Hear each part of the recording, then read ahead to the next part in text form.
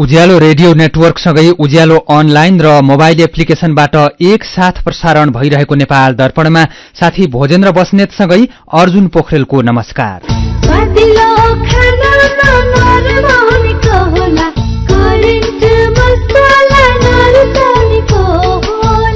नेपाल दर्पणको साथमा करेन्ट मसला र करेन्ट चिया स्वादको झट्का।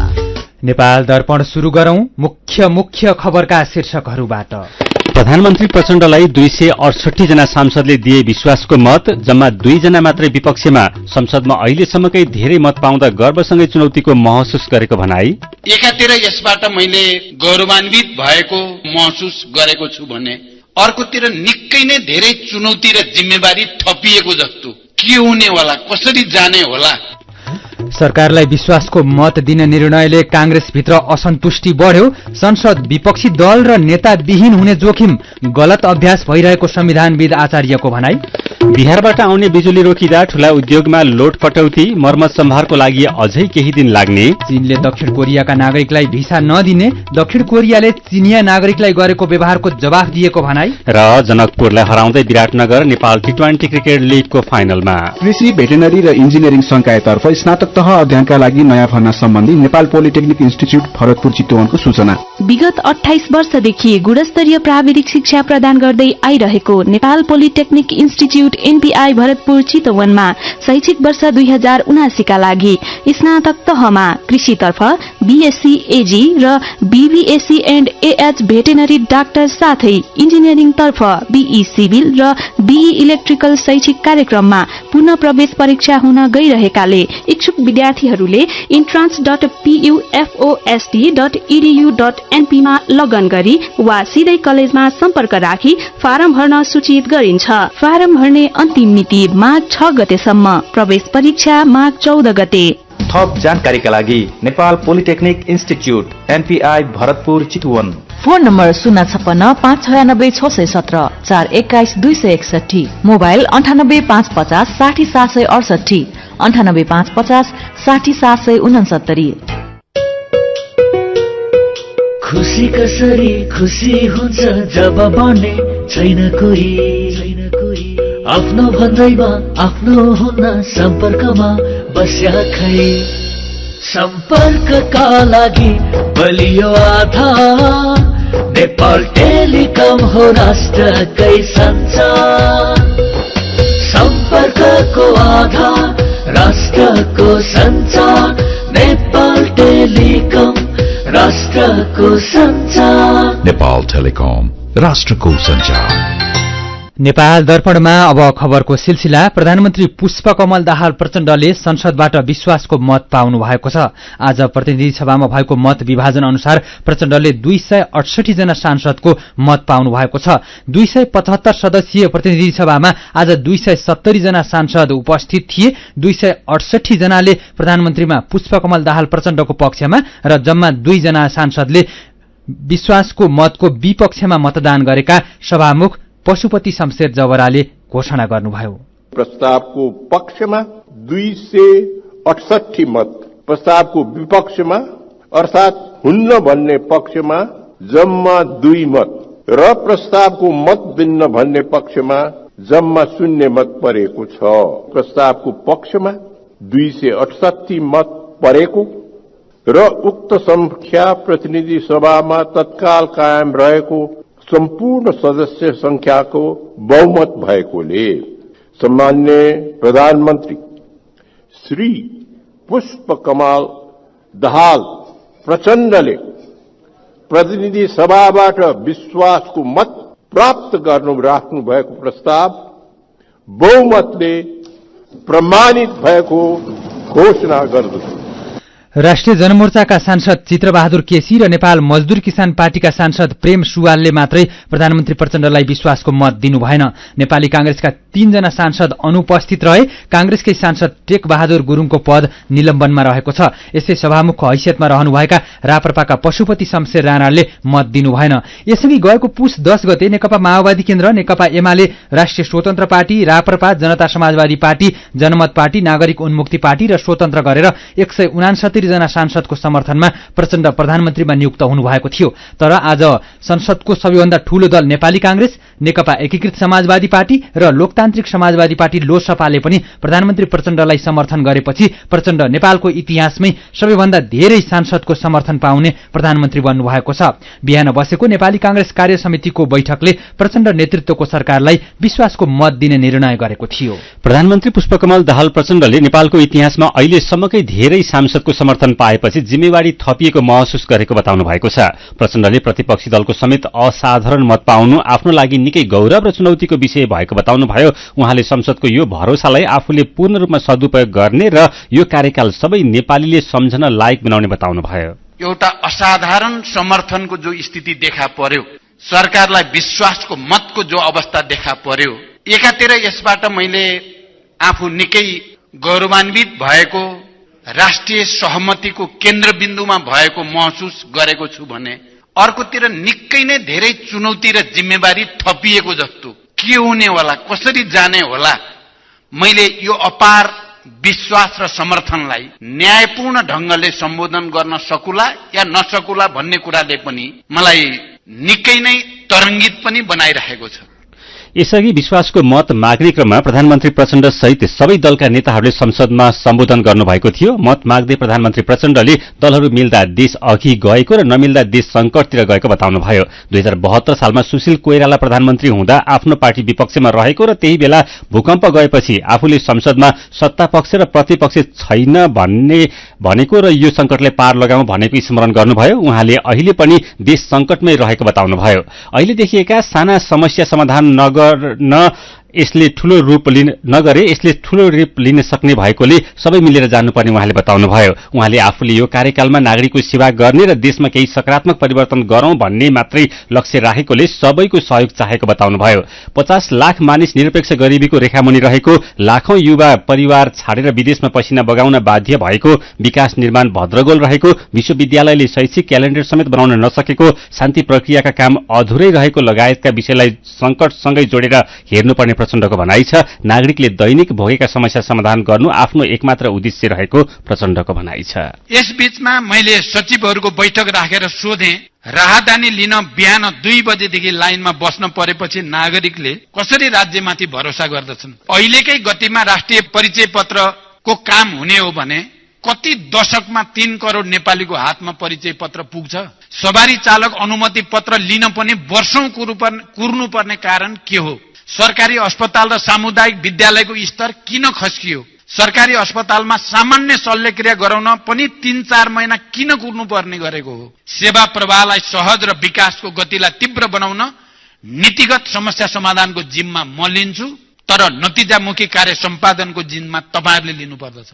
सरकारहरू फेरिरहने तर जनताको जीवनस्तर नफेरिने निराशाजनक चित्र अब बदल्नु छ। त्यसका लागि सरकार मालिक होइन, सुनिने, देखिने, जनताले अनुभूत गर्ने सेवक बन्नु छ। संसदमै सम्बोधन गर्दै नेपाली कांग्रेसका सभापति एवं पूर्व प्रधानमन्त्री शेरबहादुर देउवाले आफूहरूले प्रधानमन्त्री पुष्पकमल दाहाल प्रचण्डलाई विश्वासको मत दिएको तर प्रतिपक्षमै बस्ने बताउनु भएको छ। संसदमा प्रभावकारी प्रतिपक्षको अभावमा सरकारमाथिको निगरानी अलगमलको पद्धति कमजोर हुन्छ। सरकारको गुणदोषको विषयमा छलफलको अभाव हुन्छ। सरकारको उचित मूल्याङ्कन हुन सक्दैन। यी सबै विषयलाई गम्भीरतापूर्वक दृष्टि गरी हाम्रो पार्टी नेपाली कांग्रेसले सम्माननीय प्रधानमन्त्री पुष्पकमल दाहाल नेतृत्वको सरकारमा सहभागी नहुने, संसदमा प्रतिपक्ष दलको रूपमा निर्वाह गर्ने निर्णय गरेका छौं। देश र जनताका प्रति सरकारका तमाम विषयमा सरकारका काम कारबाहीको आधारमा भविष्यमा समर्थन वा विरोध गर्ने हाम्रो नीति रहिरहनेछ। संविधानका रक्षाका पक्षमा उहाँ उभिनुहुनेछ भन्ने विश्वासका साथ मुलुकमा विद्यमान चुनौतीको सामना गर्दै देश र जनताको हितमा काम गर्नुहुनेछ भन्ने विश्वासका साथ तत्कालका लागि उहाँ राख्नुभएको प्रस्तावको पक्षमा नेपाली कांग्रेस मतदान गर्नेछ। यस्तै नेकपा एमालेका अध्यक्ष तथा पूर्व प्रधानमन्त्री केपी शर्मा ओलीले प्रधानमन्त्री प्रचण्डलाई विश्वासको मत दिएकोमा कांग्रेसलाई धन्यवाद दिनुभएको छ। तर उहाँले कांग्रेसले कुनै स्वार्थ राखेर प्रचण्डलाई समर्थन गरेको भए त्यो उसको भूल हुने चेतावनी दिनुभयो। यदि यो समर्थनभित्र सदाशयता बाहेक अरू कुरा छैन भने, यदि यो समर्थन कुनै जाल होइन भने, यो समर्थन कुनै ढोक्सा होइन भने स्वागत योग्य छ। ढोक्सा हो भने म भन्न चाहन्छु, जाल हो भने म भन्न चाहन्छु, माछा नभएको खोलामा फ्याँके जस्तै हुनेछ जाल। बैठकमा सम्बोधन गर्दै राष्ट्रिय स्वतन्त्र पार्टी, राप्रपा, जनता समाजवादी पार्टी, एकीकृत समाजवादी, लोकतान्त्रिक समाजवादी, जनमत पार्टी, नागरिक उन्मुक्ति पार्टी र स्वतन्त्र सांसदहरूले पनि देशको समृद्धिको लागि प्रचण्डलाई समर्थन गरेको बताएका छन्। बैठकमा प्रधानमन्त्री पुष्पकमल दाहाल प्रचण्डले आफूले दौरा सुरुवालको कहिले पनि विरोध नगरेको बताउनु भएको छ। प्रतिनिधि सभाको बैठकमा आज केही सांसदले प्रचण्डले दौरा सुरुवाल लगाएको विषय उठाएपछि यसको जवाफ दिनुभएको हो। उहाँले आफूले कहिले विरोध नगरेको र आफ्ना पार्टीका सांसदलाई पनि कहिले नलगाउनु भनेर नभनेको बताउनुभयो। राष्ट्रपति विद्यादेवी भण्डारीदेखि अरू दलका नेताले पनि दौरा सुरुवाल लगाउन आग्रह गरेको प्रचण्डको भनाइ छ। यसैबीच प्रचण्डलाई विश्वासको मत दिने विषयले नेपाली कांग्रेसभित्र विवाद बढेको छ। कांग्रेसका महामन्त्री गगन थापा र विश्वप्रकाश शर्माले कुनै पनि हालतमा प्रचण्डलाई विश्वासको मत दिन नहुने र प्रतिपक्षमा बस्नुपर्ने बताउँदै आउनु भएको थियो। बिहान बसेको पदाधिकारी बैठक र कांग्रेसको केन्द्रीय कार्यसमितिको बैठकमा पनि थापा र शर्माले विरोध जनाउनु भएको थियो। कांग्रेसका महामन्त्री थापा र विश्वप्रकाश शर्मा तथा नेताहरू अर्जुन नरसिंह केसी, प्रदीप पौडेल र प्रकाशमान सिंहले प्रचण्डलाई विश्वासको मत दिने निर्णयमा फरक मत राख्नु भएको छ। फरक मत राखे पनि पार्टीले जारी गरेको व्हिपका कारण उहाँहरूले प्रचण्डलाई नै मत दिनुभएको छ। प्रचण्डलाई मत दिएको विषयमा नेपाली कांग्रेसका कार्यकर्ताहरूले पनि सामाजिक सञ्जाल मार्फत नेतृत्वप्रति आक्रोश पोखेका छन्। सीधा कुरा प्रष्ट विचार, यो हो उज्यालो रेडियो नेटवर्क। नेपाल दर्पणमा प्रचण्डलाई सबैजसो दलले विश्वासको मत दिनु ठिक कि बेठिक भन्ने विषयको कुराकानीसँगै खबरको सिलसिला बाँकी नै छ, सुन्दै गर्नुहोला। विदेशबाट आयामी गरेको पैसा सिधै तपाईको मोबाइलमा लिन मिल्छ। अहिलेको अवस्थामा बाहिर गएर पैसा निकाल्न त्यति सजिलो छैन। त्यसैले आफ्नो मोबाइल निकाल्नुहोस्, आइएमई पे डाउनलोड गर्नुहोस् अनि घर बसी बसी आफ्नो रकम प्राप्त गर्नुहोस्। विदेशबाट आइएमई गरेको रकम प्राप्त गर्न आफ्नो मोबाइल फोनमा आइएमई पे डाउनलोड गर्नुहोस्। अब आइएमई गरौँ, आइएमई पे मा प्राप्त गरौँ सजिलै। एचआईभी का बारेमा खुलेर कुरा गरौँ। एचआईभी खराब आचरणको नतिजा नभई असावधानीको परिणाम हो, तसर्थ यसबाट बच्न असुरक्षित यौन सम्पर्क नराखौं। अन्य व्यक्तिले प्रयोग गरेका धारिला औजार जस्तै छुरी, दारी काट्ने ब्लेड प्रयोग नगरौं र रगत चढाउनु पर्ने अवस्था भएमा परीक्षण गरेको रगत मात्र चढाउँ। संक्रमित भइसकेकालाई समयमै उपचारमा लगौं र अकालमै हुन सक्ने मृत्युबाट जोगाउँ। समयमै उपचार गर्नाले संक्रमित गर्भवती महिलाले पनि स्वस्थ बच्चा जन्माउन सक्छिन्।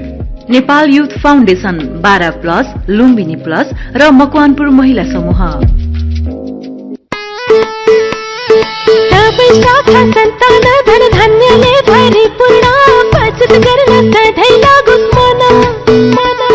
ग्लोबल आइएमई धनवृष्टि मुद्दती योजना, लग्न जादु न हो सपना, हुन्छ 2 वर्षमा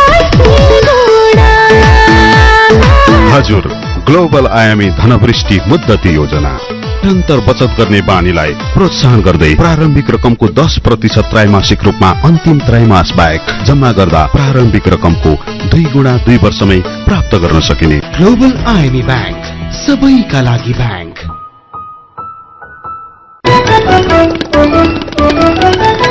उज्यालो रेडियो नेटवर्कबाट प्रसारण भइरहेको नेपाल दर्पणमा तपाईंलाई फेरि स्वागत छ। यतिन्जेल हामीले प्रधानमन्त्री प्रचण्डलाई 268 जना सांसदले विश्वासको मत दिए। विपक्षीमा जम्मा 2 जना मात्रै सांसद। गर्वसँगै चुनौती पनि थपिएको प्रचण्डको भनाई, विश्वासको मत दिने निर्णयले कांग्रेसभित्र असन्तुष्टि बढ्यो लगायतका खबर प्रस्तुत गर्यौं। नेपाल दर्पणमा अब बाँकी खबर। नेपाली कांग्रेसले पनि प्रधानमन्त्री पुष्पकमल दाहाल प्रचण्डलाई विश्वासको मत दिएपछि अब विपक्षी दलको नेता को भन्ने प्रश्न उठेको छ। प्रचण्डले प्रधानमन्त्री पदका लागि राष्ट्रपति विद्यादेवी भण्डारी समक्ष दाबी पेश गर्दा समर्थन नगरेको कांग्रेस प्रमुख प्रतिपक्षी दल बन्ने र कांग्रेस संसदीय दलका नेता शेरबहादुर देउवा विपक्षी दलका नेता बन्ने अनुमान थियो। तर आज संसदमा कांग्रेसले प्रधानमन्त्री प्रचण्डलाई विश्वासको मत दिएको छ। संघीय संसदका पदाधिकारी तथा सदस्यहरूको पारिश्रमिक र सुविधा सम्बन्धी ऐन 2073 को दफा 2(ङ)(1) अनुसार मन्त्री परिषद गठन गर्ने वा मन्त्री परिषद गठन गर्न समर्थन गर्ने दल बाहेक प्रतिनिधि सभा वा राष्ट्रिय सभामा 10% वा सोभन्दा बढ़ी सदस्यहरू भएको दल मध्ये सबैभन्दा बढ़ी सदस्य भएको दलको संसदीय दलको नेता विपक्षी दलको नेता बढ्नेछन्। अहिले प्रधानमन्त्री प्रचण्डलाई विश्वासको मत नदिनेमा राष्ट्रिय जनमोर्चाका सांसद चित्रबहादुर केसी र नेपाल मजदुर किसान पार्टीका सांसद प्रेम सुवाल मात्रै हुनुहुन्छ। उहाँहरू दलको तर्फबाट संसदमा एक जना मात्रै सांसद हुनुहुन्छ। ऐनको अर्को बुँदामा मन्त्री परिषद गठन गर्ने वा मन्त्री परिषद गठन गर्न समर्थन गर्ने दल बाहेक प्रतिनिधि सभा वा राष्ट्रिय सभामा 10% वा सोभन्दा बढी सदस्य भएको कुनै पनि दल नभएमा प्रतिनिधि सभा वा राष्ट्रिय सभाको सभामुख वा अध्यक्षले तोकिदिएको दलको नेता विपक्षी दलको नेता बन्न पाउने व्यवस्था छ। यो व्यवस्था अनुसार राष्ट्रिय जनमोर्चाका सांसद चित्रबहादुर केसी र नेपाल मजदुर किसान पार्टीका सांसद प्रेम सुवाल मध्ये एकजनालाई सभामुखले विपक्षी दलको नेता तोक्न पाउनेछन्। प्रतिनिधि सभामा विपक्षी दलको नेताको सुविधा उपसभामुख सरह हुनेछ। यस्तै विपक्षी दलको नेता संवैधानिक परिषदको सदस्य लगायत विभिन्न निकायमा सहभागी हुन पाउने व्यवस्था पनि रहेको छ। हामीले संविधानविद भीमार्जुन आचार्यलाई सोधेका छौं, संसदमा लगभग सबै दल र सांसदले प्रधानमन्त्रीलाई विश्वासको मत दिनु के को संकेत हो? संविधानको संसदीय शासन प्रणालीको मर्म अब नबुझ्नेहरूको लागि अथवा बुझ्न नचाहनेहरूको लागि त त्यत्रो भारी मतले सरकारलाई विश्वास दियो, ठिक भयो भन्ने कुरा होला। तर अब हामीले अवलम्बन गरेको पद्धति र यसको असर प्रभावलाई हेर्यो भने चाहिँ आजको मेरो विचारमा यो घटना चाहिँ संसदीय शासन प्रणालीको लागि अत्यन्त दुःखद र एउटा ट्रेजेडी घटना हो। किनभने यो व्यवस्थामा सबैभन्दा महत्त्वपूर्ण चिज भनेको जवाफदेहिता भन्ने हुन्छ। सरकारलाई संसदप्रति जवाफदेही बनाउने अनि उसका प्रत्येक गलत क्रियाकलापमा संसदले र प्रतिपक्षले खास गरी अंकुश लगाउने र अनि संसद चाहिँ जनताप्रति जवाफदेही हुने र जनता सार्वभौम हुने भन्ने व्यवस्थाको नामलाई हामीले संसदीय शासन प्रणाली भन्छौँ। अनि यो जम्मै चिजको मुख्य भूमिका पार्लियामेन्टमा अपोजिसन पार्टीले गर्छ। त्यसैले अपोजिसन पार्टीका 2-3वटा संवैधानिक दायित्वहरू हुन्छ। तर अब यति महत्त्वपूर्ण एउटा संविधानको स्किमलाई लाग्छ आज एउटा सत्ता स्वार्थको लागि चाहिँ तिलाञ्जली दिए जस्तो लाग्यो। जस्तो बाहिर हेर्दाखेरि सरकारलाई समर्थन दियो के बिग्रियो त भन्ने हो। तर उहाँहरूले राष्ट्रिय एकता यो अब देश निर्माणको लागि चाहिँ राष्ट्रिय एकता हो, यति अभूतपूर्व समर्थन भनेको बिरलै पाइन्छ, एउटा खुसीको कुरा हो भन्नुभएको छ। नै त्यो राष्ट्रिय एकता हो भने त सबै दललाई मर्ज गरेको एउटै दल बनाएर झन् ठुलो राष्ट्रिय एकता हुन्छ नि त।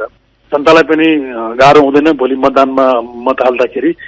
त्यो नितान्त गलत हो। सो अहिलेको संविधानमा यहाँले हेर्नु भने यो संवैधानिक परिषदमा प्रतिपक्षीय दलको नेतालाई पनि संवैधानिक स्थान दिएको छ। त्यसको बहुत ठुलो संवैधानिक दर्शन हुन्छ। उदाहरणको लागि संवैधानिक परिषदले नेपालका सबै संवैधानिक निकायको पदाधिकारीहरूको नियुक्ति गर्छ अनि सर्वोच्च अदालतको प्रधान न्यायाधीशको पनि नियुक्ति गर्छ। त्यसको पछाडि कारण के हो भने त्यहाँ कार्यपालिकाको व्यक्ति पनि हुन्छ, न्यायपालिकाको पनि हुन्छ, अरू पनि हुन्छन्। र कहिलेकाहीँ कार्यपालिका एउटा पोलिटिकल्ली बायस भयो अनि आफ्नो शक्तिको दुरुपयोग गरेर संवैधानिक निकायहरूमा आफ्नो पदाधिकारी नियुक्ति गर्न थाल्यो भने जुन जस्तो विगतमा चाहिँ हामीले भोगेको छौँ, थुप्रै मुद्दा अहिले पनि अदालतले विचार दिन्छ। त्यस्तो बेलामा प्रतिपक्षले त्यसमा चाहिँ एउटा सन्तुलनको चेकको काम गरोस् भन्ने कुराले संविधानमा राखियो।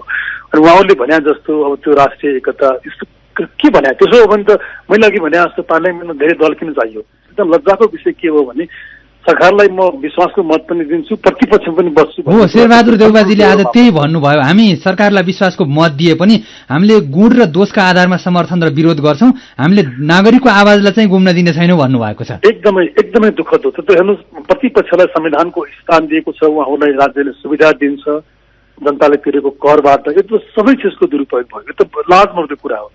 सरकारको विश्वासको लाइनमा पनि हामी उभिन्छौँ, प्रतिपक्षमा उभिन्छौँ भन्ने कुरा चाहिँ मलाई लाग्छ यो सुहाउने कुराहरू भएन। तर जे भयो मैले भनिहालेँ, पार्लियामेन्ट्री डेमोक्रेसीको लागि यो राम्रो होइन। त्यसैले नेपाली काङ्ग्रेसले खास गरी आफ्नो राजनीतिक, संवैधानिक र नैतिक तिनटै मूल्य चाहिँ उसले यो पार्टमा चाहिँ नष्ट गरे जस्तो लाग्छ मलाई। यो दुःखद हो संविधानको हिसाबले भन्दाखेरि। मेरो पनि भन्नु छ। प्रधानमन्त्री पुष्पकमल दाहाल प्रचण्डले संसदबाट प्रतिपक्षी दल नेपाली कांग्रेसको समेत विश्वासको मत प्राप्त गर्नुभएको छ। उहाँ नेतृत्वको सरकारबाट तपाईले राखेको अपेक्षाबारे लेख्नु भएको प्रतिक्रियालाई आजको मेरो पनि भन्नु छमा समावेश गरेका छौं। गंगाराम तिवारी लेख्नुहुन्छ, नेपालको राजनीति इतिहासमा यो भन्दा स्वर्णिम अवसर सरकारलाई अरू कुनै हुन सक्दैन। हामी नागरिक आधारभूत आवश्यकताका वस्तुबाट वञ्चित हुन नपरोस्, भ्रष्टाचारको अन्त्य होस् र सरकारी निकायबाट नागरिकले पाउने सेवामा ढिलासुस्ती नहोस्। नरीश्वर गौतमको प्रतिक्रिया छ, नयाँ दल र स्वतन्त्र उम्मेद्वारको जितको डरले अत्तालिएर पुराना दल सबै एकै ठाउँ आए जस्तो लाग्यो। यदि यसलाई दलगत स्वार्थमा दुरूपयोग गरियो भने देशको राजनीति नयाँ बाटोमा जान्छ। तर इमान्दार भएर साँच्चै रचनात्मक बन्ने हो भने देशमा सुशासन, स्थिरता, शान्ति, अमन चयन र विकास अगाडि बढ़ाउने र भ्रष्टाचार, ढिलासुस्ती, ठेकेदारी, महँगी नियन्त्रण लगायतका राष्ट्रिय हितका काम गर्न सकिन्छ। रविन पोखरेल लेख्नुहुन्छ, प्रचण्डले यसरी विश्वासको मत पाउनु चान्चुने कुरा होइन, तर समर्थन पाउनु भन्दा ठूलो अब सबैको विश्वासलाई जोगाउनु चुनौतीपूर्ण हुन्छ। जिम्मेवारीलाई महसुस गर्न सकेर काम गर्ने हो भने नागरिकको मनलाई पनि जित्न सफल हुने देखिन्छ। सौगात शर्माले आशंका व्यक्त गर्दै लेख्नु भएको छ, यो आपसमा मिलेर खाने मेलो मात्रै हो। यही समर्थनलाई दुरूपयोग गर्दै केही समयमा सत्ता समीकरण बदलिन पनि सक्छ। यसले अस्थिरता बढाउँछ। अनि खेमराज रेग्मी र कल्पना श्रेष्ठले लेख्नु भएको छ, देशमा बेरोजगारको समस्या नआओस्, युवाहरू विदेशिनुपर्ने बाध्यता हट्नुपर्छ।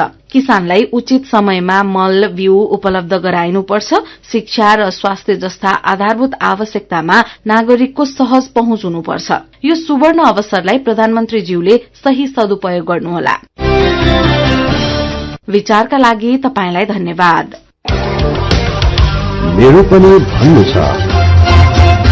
मेरो पनि भन्नु छ प्रस्तुत गर्दै हुनुहुन्थ्यो साथी मल्लिका थापा। फेरि पनि खबरकै सिलसिला। प्रतिनिधि सभा सभामुखको चुनाव आउँदो माघको 5 गते हुने भएको छ। प्रतिनिधि सभाको आजको बैठकमा ज्येष्ठ सदस्य पशुपति शमशेर राणाले सभामुख पदको चुनावको मितिबारे संसदलाई जानकारी गराउनु भएको हो। उहाँले संसद सचिवालयका महासचिव डाक्टर भरतराज गौतमलाई सभामुख चुनावको कार्यक्रम सम्बन्धी सूचना माघको 3 गते सार्वजनिक गर्न पनि निर्देशन दिनुभयो। सत्तारूढ दलबीच सभामुख नेकपा एमालेलाई दिने सहमति भएको छ। गण्डकी प्रदेशका मुख्यमन्त्री खगराज अधिकारीले 3 दिनपछि विश्वासको मत लिनुहुने भएको छ। उहाँले पुस 29 गते विश्वासको मत लिने संसद सचिवालयलाई जानकारी गराउनु भएको। अधिकारीले विश्वासको मत लिएपछि सरकार विस्तार र मन्त्रीहरूको कार्यविभाजन तोक्ने तयारी गर्नुभएको छ। अहिले 4 सदस्यीय मन्त्रीमण्डल गठन भएको छ। नेपाल दर्पणमा खबरको सिलसिला बाँकी नै छ, सुन्दै गर्नुहोला। विगत 22 वर्षदेखि कृषि र भेटेरिनरी शिक्षाको अर्को नाम Himalayan college of agricultural sciences and technology हिकास। दक्षिण एसियाकै सार्वजनिक निजी साझेदारीमा सञ्चालित पहिलो विशुद्ध कृषि तथा भेटेरिनरी कलेज।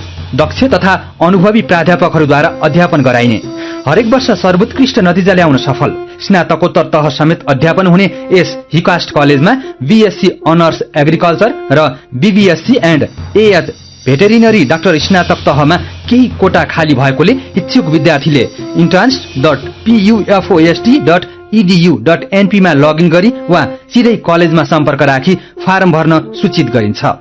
फारम भर्ने अन्तिम मिति माघ 6 गते, नियमित दस्तुर र दोब्बर दस्तुर तिरेर माघ 9 गतेसम्म। सम्पर्क Himalayan college of agricultural sciences and technology HICAST, Kirtipur, Kathmandu. Phone 01 mobile 9843 49 92 61 9840 051 550। Website www.hicast.edu.np। मेरा छोराछोरीको सपना अन्तर्राष्ट्रिय स्तरको उच्च शिक्षा। म पनि यस्तै चाहन्छु। मलाई विश्वास छ हाम्रो सपना र चाहनालाई पूरा गर्छ नेपाल जापान सेवा सेन्टरले। हजुर, उच्च शिक्षाको लागि जापानको जुनसुकै सिटीमा अध्ययन गर्न र जापानिज भाषा सिक्नको लागि हामी तपाईको साथमा छौं। सम्पर्क Nepal Japan Sewa centre, Nagpokhari, Kathmandu. Phone number 44 28 242 44 28 242। Come once, you will certainly be benefited. थोरै बचत धेरै कायदा, बीमाका छन् फाइदै फाइदा। सरकारी स्वामित्व र बीमाको क्षेत्रमा विश्वसनीय नाम राष्ट्रिय बीमा संस्थान। जीवन बीमाका लागि आजै राष्ट्रिय बीमा संस्थान रामशाहपथ काठमाडौँ वा नजिकैको शाखामा सम्पर्क गरौं।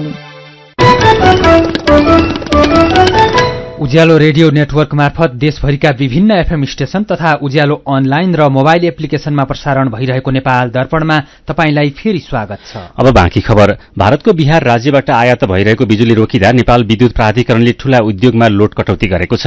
बिहारको विद्युत आपूर्ति प्रणालीमा हिजो दिउँसोदेखि प्राविधिक समस्या देखिएपछि त्यसको असर नेपालमा पनि देखिएको प्राधिकरणका प्रवक्ता सुरेश भट्टराईले जानकारी दिनुभयो। भारतबाट भइरहेको झण्डै 3000 मेगावाट प्रति घण्टा बराबर बिजुली आपूर्ति रोकिएको हो। आपूर्ति रोकिएकाले ठूला उद्योगहरूलाई बिहान र बेलुकाको पिक समयमा गरी झण्डै 9 घण्टा लोड कटौती गरेको प्रवक्ता भट्टराईले बताउनुभयो। ठूला उद्योगलाई पिक समयमा उद्योग नचलाउन भने पनि मझौला र साना उद्योगमा भने विद्युत आपूर्ति भइरहेको उहाँको भनाइ छ। भारतीय पक्षले मर्मत सम्भारका लागि अझै 3-4 दिन लाग्ने बताएको पनि उहाँले बताउनुभयो। प्राधिकरणका अनुसार अहिले नेपालको कुल विद्युत माग झण्डै 31,177 मेगावाट प्रति घण्टा बराबर छ। अहिले विद्युत प्राधिकरण तथा उसका सहायक कम्पनी मार्फत झण्डै 11,000 मेगावाट प्रति घण्टा र निजी क्षेत्रबाट 10,400 मेगावाट प्रति घण्टा बिजुली आपूर्ति भइरहेको छ।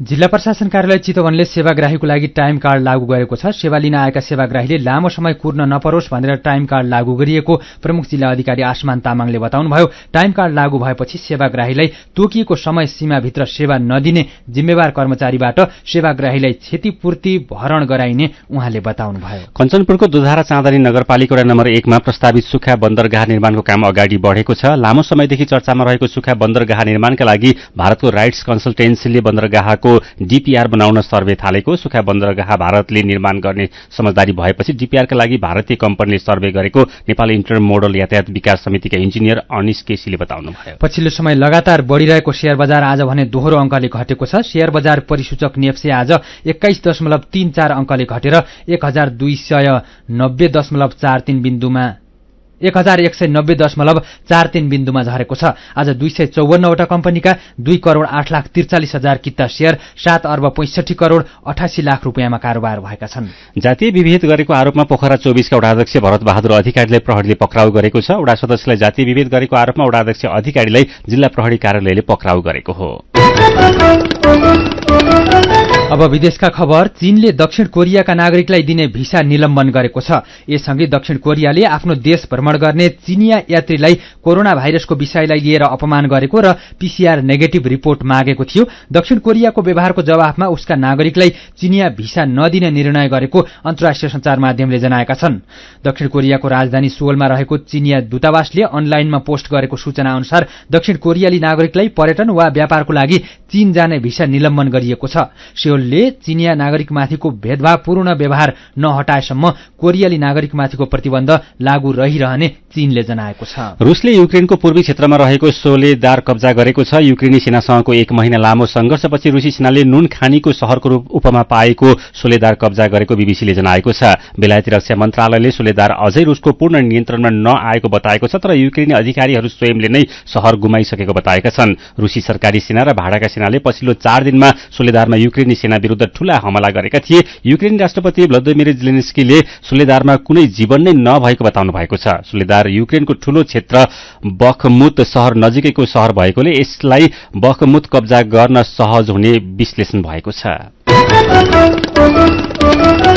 अब केही खेल खबर। Biratnagar super kings Nepal T20 cricket लिगको फाइनलमा पुगेको छ। आज भएको दोस्रो क्वालिफायर्समा जनकपुर रोयल्सलाई 39 रनले हराउँदै विराटनगर उपाधि नजिकै पुगेको हो। विराटनगरले दिएको 168 रनको लक्ष्य पछ्याएको जनकपुर 19 ओभर 1 बलमा 128 रन बनाउँदा अल आउट भयो। जनकपुरको लागि विदेशी खेलाडी चाडविक वाल्टनले 51 र ट्रेवन ग्रिफ्टले 34 रन बनाए। विराटनगरका कियोन जोसेफले 3 तथा नन्दन यादव र राज नन्नानले 2-2 विकेट लिए। यसअघि टस हारेर पहिले ब्याटिङको निम्तो पाएको विराटनगरको लागि गौरांशु शर्माले सर्वाधिक 42, अर्जुन साउदले 35, राज नन्नन्दले 23 र 33 र होसाइन तलातले 31 रन बनाए। जनकपुरका जितेन्द्र मुखियाले 2 विकेट लिए। जनकपुर पहिलो क्वालिफायरमा लुम्बिनी अल स्टारसँग पराजित भएको थियो। विराटनगरले अब उपाधिको लागि लुम्बिनी अल स्टार्ससँग खेल्नेछ। दावाली मिलन क्लब एनभीए राष्ट्रिय पुरुष तथा महिला भलिबलको पुरुषतर्फ क्वार्टर फाइनलमा पुगेको छ। आज भएको खेलमा दावाली मिलनले मणि मुकुन्द भलिबल क्लबलाई 3-1 को सेटमा हरायो। यस्तै ढोरपाटन स्पोर्ट्स क्लबलाई हराउँदै नेपाल पुलिस क्लब पनि क्वार्टर फाइनलमा पुगेको छ। पुरुषतर्फको आजको तेस्रो खेलमा गण्डकी प्रदेशले न्युटन भलिबल क्लबलाई हराएको छ। महिलातर्फ एभरेस्ट भलिबल क्लबलाई 3-0 को सेटमा हराएर नेपाल पुलिस क्लब सेमिफाइनलमा पुगेको छ। यस्तै एभरेस्ट क्लबलाई हराउँदै न्यू डायमण्ड एकाडेमी पनि सेमिफाइनलमा पुगेको छ। महिलातर्फ आजै एपीएफले गण्डकी प्रदेशलाई हराएको छ। च्याम्पियनशिपमा पुरुषतर्फ 14 र महिलातर्फ 8 टोली सहभागी छन्। विजेताले 4 लाख, उपविजेताले 2 लाख र तेस्रो हुनेले 1 लाख रुपियाँ पुरस्कार पाउनेछन्। र भारत र श्रीलङ्का बीचको 1 दिवसीय क्रिकेट श्रृंखला आजदेखि शुरू भएको छ। गुवाहाटीमा आज भइरहेको पहिलो खेलमा भारतले श्रीलङ्कालाई 374 रनको लक्ष्य दिएको छ। 374 रनको लक्ष्य पछ्याइरहेको श्रीलङ्काले खराब ब्याटिङ गरिरहेको छ। श्रीलङ्काले ताजा अवस्थामा 34 ओभर 4 बलको खेल सकिँदा 7 विकेट गुमाएर 195 रन बनाएको छ। श्रीलङ्कालाई अब 15 ओभर 2 बलमा 179 रनको आवश्यकता रहेको छ। उसँग मात्रै 3 विकेट बाँकी रहेका छन्। यसअघि पहिले ब्याटिङ गरेको भारतका लागि विराट कोहलीले शतक प्रहार गरेका छन्। उनले 113 रन बनाए। यस्तै कप्तान रोहित शर्माले 83 रन बनाए। 3 खेलको एक दिवसीय श्रृङ्खला हुनेछ। यससँगै भएको 3 खेलको T20 श्रृङ्खला भारतले जितेको थियो।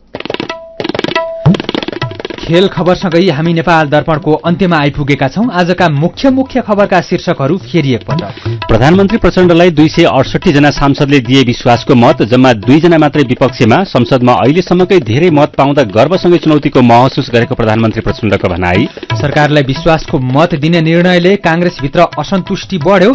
संसद विपक्षी दल र नेता विहीन हुने जोखिम गलत अभ्यास भइरहेको संविधानविद आचार्यको भनाई। बिहारबाट आउने बिजुली रोकिँदा ठूला उद्योगमा लोड कटौती। मर्मत सम्भारको लागि अझै केही दिन लाग्ने।